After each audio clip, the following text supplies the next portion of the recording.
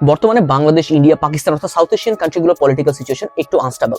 যখনই কারোর সাথে কোনো পলিটিক্যাল ইস্যু নিয়ে কথা বলতে যাবেন, আপনি খেয়াল করে দেখবেন তারা নিজের অপিনিয়নটা এমন ভাবে শেয়ার করে যেন এই ব্যাপারে তারা সবকিছু জানে। প্রতিটা সিক্রেট এজেন্ট, প্রতিটা রাজনৈতিক দলের নেতা একে ফোন করে করে গোপন খবর দেয়।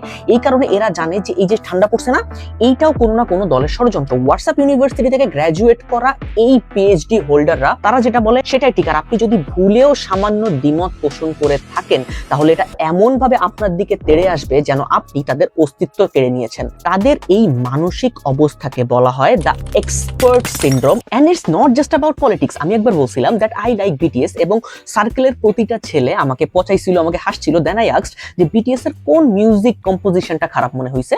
তারা বললো যে না, এই ধরনের গে মেকআপ করা পোলাপানের গান শুনি না। বিটিএস একটা মিউজিক্যাল ব্যান্ড, বাট তার মিউজিক নিয়ে তাদের কোনো কমপ্লেন নাই। তারা দেখছে সোশ্যাল মিডিয়াতে বিটিএস কে পচাইলে একটা কুল ভাইব নেওয়া যায়।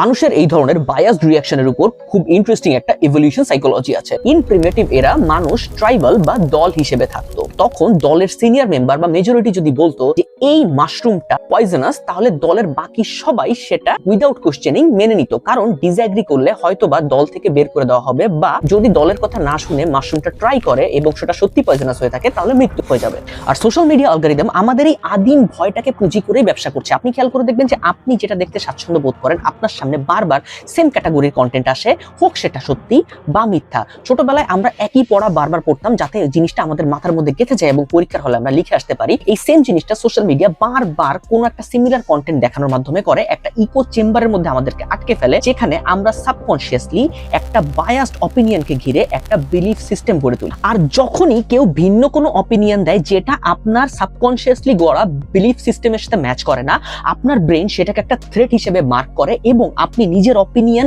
প্রতিষ্ঠিত করার জন্য উদ্ধত হয়ে যান। বিখ্যাত চাইনিজ ফিলোসফার বলেন, you can't discuss ocean with a frog of the well. কুয়োর ব্যাঙ এটা কখনো এগ্রি করবে না যে তার কুয়োর বাইরেও একটা দুনিয়া আছে এবং সে যে কুয়োয় বাস করে তার থেকেও গভীর কোনো কিছু আছে যেটাকে সমুদ্র বলে। এই কারণে আপনি খেয়াল করে দেখবেন যে বর্তমানে ফ্যাক্টসের চাইতে ইমোশনাল বেশি পাওয়ারফুল, আর লজিকের চাইতে কালেকটিভ স্টুপিডিটি বেশি জোর গলায় কথা বলে।